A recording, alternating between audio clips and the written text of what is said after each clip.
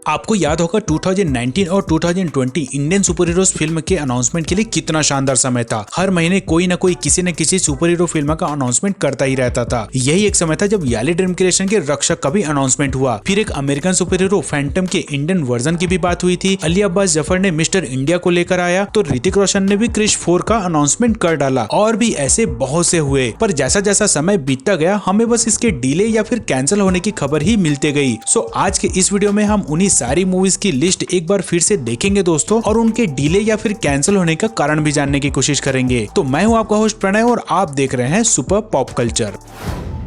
तो वीडियो की शुरुआत उससे करते हैं जो इंडियन पॉप कल्चर लवर्स के बीच लंबे समय तक चर्चा का विषय बना रहा। भाई आखिर क्यों ना हो, ये पहला ऐसा सुपर हीरो बनने जा रहा था जिसे कॉमिक से लिया जा रहा था। जी हाँ, मैं बात कर रहा हूँ याली ड्रीम क्रिएशंस के रक्षक की, जिसके राइट्स 2019 में फिल्म मेकर संजय गुप्ता ने ले लिया था और जिसका अनाउंसमेंट भी बहुत ही जोरदार तरीके से किया गया था। यहाँ तक कि कुछ दिनों के बाद ही इस इमेज को शेयर करते हुए ये कंफर्म किया गया कि इसके स्क्रिप्ट का काम शुरू हो चुका है। पर उस वक्त से अब तक हमें इससे ज्यादा और भी कुछ देखने नहीं मिला। और जब इससे रिलेटेड रिपोर्टर्स ने संजय गुप्ता से कई बार ये पूछने की कोशिश की तो वो हमेशा से यही बोलकर टाल देते थे कि कोरोना के बाद से मूवीज के लिए अच्छा समय नहीं चल रहा है, क्योंकि थिएटर्स ऑलमोस्ट खाली जा रहे हैं, इसलिए वो रिस्क नहीं लेना चाहते। Although no way home, Sooryavanshi, Pushpa, KGF 2, RRR, Kashmir files, Brahmastra और अब पठान ने अच्छा खासा बिजनेस किया। मगर यस, इंडियन सुपर हीरोज के लिए उनका डाउट थोड़ा सही था, क्योंकि बिफोर पैंडेमिक भी इंडियन सुपर हीरोज ने उतना अच्छा परफॉर्म नहीं किया। हाँ, अगर क्रिश और रोबोट जैसे बड़े बजट की फिल्म की बात छोड़ दें तो, क्योंकि भावेश जोशी और मर्द को दर्द नहीं होता इनके प्राइम एग्जांपल हैं कि कैसे एक अच्छी सुपर हीरो मूवी को इंडिया में बुरी तरीके से इग्नोर किया जाता है। तो फिल्म के नाम से तो ये डर समझ में आता है, मगर इसी डर से जब इसे फिल्म से वेब सीरीज में शिफ्ट किया गया, जो कि वाकई में एक अच्छा डिसीजन था, तो उसका भी ऑलमोस्ट कैंसिल कर देना समझ से परे है, क्योंकि एटलीस्ट वेब सीरीज तो इन दिनों अच्छा परफॉर्म कर रही है। और सिंस रक्षक उतना VFX हैवी भी नहीं रहता, तो भी इस प्रोजेक्ट को बंद कर देने का कोई सेंस नजर नहीं आता। वैसे एक चीज मैं यहाँ मेंशन करना चाहूंगा दोस्तों, कि ये न्यूज अभी भी कंफर्म नहीं हुई है कि ये प्रोजेक्ट पूरी तरीके से बंद हो चुका है या नहीं, बट सिंस इस कैरेक्टर का राइट्स 4 या 5 साल के लिए ही रहा होगा, क्योंकि आजकल मोस्ट ऑफ द केस में ऐसा ही होता है, तो वो अब ऑलमोस्ट खत्म होने को आ रहा होगा। और अब अगर बनाना शुरू भी करेंगे तो वो शायद समय से पहले ना बना पाए, और अब तक नहीं बनाए मीन्स आगे भी नहीं बनाने वाले। जैसे अगर मैं याली ड्रीम क्रिएशन का एग्जांपल लूं तो द विलेज का 2021 में डील हुआ था और इसी साल मींस मिड 2023 में वो अब रिलीज भी हो जाएगा। सो ये होता है अगर कोई एक्चुअल में बनाना चाहता है तो, पर रक्षक के केस में तो ऐसा होता बिल्कुल भी नजर नहीं आ रहा है। नेक्स्ट एक और सुपर हीरो की राइट्स को लेकर उसे भी जस्ट वेस्ट ही किया जा रहा है, और वो सुपर हीरो है फैंटम, जिसके राइट्स वसन बाला और रॉनी स्क्रूवाला ने मिलकर लिया था। और पर्सनली मैं इस प्रोजेक्ट के लिए बहुत ही ज्यादा एक्साइटेड था, क्योंकि वसन बाला एज ए डायरेक्टर हमेशा से ही कमाल करते हैं। फिर चाहे हाल ही में मोनिका ओ माय डार्लिंग की बात कर ले या फिर मर्द को दर्द नहीं होता जैसे सुपर हीरो फिल्म की, ऑडियंस को बिल्कुल नया एक्सपीरियंस देने में ये कोई कमी नहीं छोड़ते, और इसीलिए मुझे इस प्रोजेक्ट में अच्छी खासी दिलचस्पी थी। अब इसके डिले होने के पीछे का एग्जैक्ट रीजन तो मुझे नहीं पता, पर क्रिएटिव डिफरेंसेस इनके पीछे का एक कारण है। सबसे पहले इसमें कार्तिक आर्यन को फैंटम के रोल के लिए कास्ट किया गया था, मगर वो डिस्क्रिप्शन पढ़कर इस प्रोजेक्ट से खुद आउट हो गए, क्योंकि वो इस फिल्म को कमर्शियल पॉइंट ऑफ व्यू से बनाना चाहते थे और वसन बाला इसे अपने स्टाइल से ग्राउंडेड ही बनाना चाहते थे। अब यहाँ वैसे दोनों ही अपने हिसाब से सही थे, क्योंकि इंडिया में मेकर्स जब तक फिल्मों को मसालेदार नहीं बनाते तब तक वो चलती भी नहीं। बट अगर कोई लीक से हटकर या कुछ क्वालिटी वाली चीजें बनाने की कोशिश करे तो वो बस OTT तक ही सीमित रह जाती है। सो अनडाउटली ये प्रोजेक्ट बस शायद इसके आसपास ही अटका हुआ है। वैसे आई कैन अंडरस्टैंड कि अगर कॉमिक्स के ऊपर कोई फिल्म बन रहा है तो राइटर को कॉमिक्स भी उतनी ही पढ़नी पड़ती है, मगर अब इस बात को ऑलमोस्ट 3 साल से भी ज्यादा होते आ रहा है और अब तक इसकी कोई खोज खबर नहीं है। तो ये भी कल के डेट में अगर पूरी तरीके से स्क्रैप हो जाए तो आपको आश्चर्य बिल्कुल नहीं होना चाहिए। सो एक और जहाँ ये फिल्म क्रिएटिव डिफरेंसेस की वजह से फंसा हुआ है, तो वहीं एक और फिल्म है जिसका अनाउंसमेंट तो जोर शोर तरीके से किया गया था, मगर अब वो बजट के नाम से बस इधर से उधर गोते खा रहा है। पहले RSVP फिल्म्स इस रेस से ये बोलकर बाहर हुआ कि ये हमसे ना हो पाएगा। वैसे ये बोलने से पहले उन्होंने 25 करोड़ रुपए फूंक भी डाले। अब यहाँ किसी को लग रहा होगा कि कैसे, तो मैं उन्हें बता दूं कि जब भी VFX हैवी फिल्म बनाई जाती है तब स्क्रिप्ट के बेस पर एक काइंड ऑफ ऑब्जर्वेशन होता है, कुछ प्रोटोटाइप बनाया जाता है, लोकेशन सर्वे और भी बहुत कुछ होता है। उसके बाद ही उस फिल्म का एक्चुअल बजट डिसाइड किया जाता है और इस ओवरऑल एक्टिविटीज के लिए भी अच्छा खासा बजट लगता है। और रॉनी स्क्रूवाला जो इसके मेन प्रोड्यूसर थे वो इसे देखकर ही पहले आउट हो गए। फिर जियो स्टूडियो ने इसका जिम्मा लिया, पर उनकी भी एक ही डिमांड थी कि स्क्रिप्ट में ऐसा चेंजेस करो कि इसमें VFX का खर्चा थोड़ा कम बैठे। फिर डिमांड के अकॉर्डिंग स्क्रिप्ट में चेंजेस हुआ, पर इसके साथ साथ सारा अली खान को भी रिप्लेस कर दिया गया समांता प्रभु के साथ। पर बात इतने में ही नहीं रुकी, अब सबसे बड़ी खबर ये आ रही है कि इसके लीड एक्टर विकी कौशल भी इस प्रोजेक्ट से आउट हो रहे हैं। अब समझ नहीं आ रहा है कि जिस प्रोजेक्ट में एक्टर एक्ट्रेस का कोई पता न हो, स्क्रिप्ट में बार बार बदलाव किया जा रहा हो, तो लास्ट में बचेगा क्या।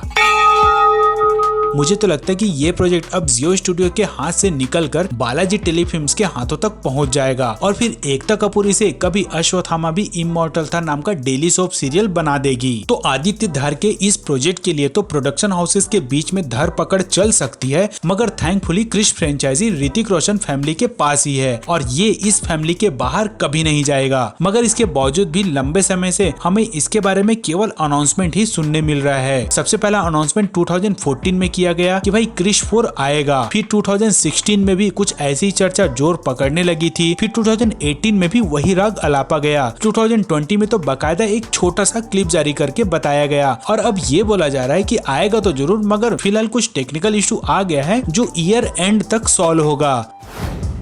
तो तीनों के अलावा मिस्टर इंडिया नाम की एक सुपर हीरो फिल्म का अनाउंसमेंट किया गया था जिसमें कैटरीना कैफ को कास्ट किया गया था। उसका भी फिलहाल कोई खोजखबर नहीं है, मगर इसके डायरेक्टर अली अब्बास जफर ने ये कंफर्म किया है कि ये फिल्म फिलहाल मेकिंग में तो नहीं है, बट उनके करंट फिल्म रेस 4 के बाद वो इस पे काम करना शुरू करेंगे। वैसे इस फिल्म के अनाउंसमेंट ने तो वैसे भी कोई हाइप क्रिएट नहीं किया था, इसीलिए लोगों को इसका इंतजार भी उतना नहीं है। बट यस, एक ऐसी फिल्म जरूर है जिसके अनाउंसमेंट ने हाइप भी क्रिएट किया था और लोगों को इस फिल्म का बेसब्री से इंतजार भी है, और वो है शक्तिमान। एंड थैंकफुली कि इसके लिए लोग कॉन्फिडेंट है। ऑल्दो इसका भी काफी समय से अपडेट नहीं आ रहा है, मगर द थिंग इज कि ये प्रोजेक्ट सोनी के पास है और सोनी कभी भी प्रैंक नहीं करता। So that's it for today guys. अगर इन सारे प्रोजेक्ट्स के बारे में आपके भी कोई उच्च विचार हैं या फिर कोई अपडेट है तो हमें कमेंट बॉक्स पर जरूर बताएं। तो मिलते हैं दोस्तों अगले वीडियो में, तब तक के लिए बाय बाय।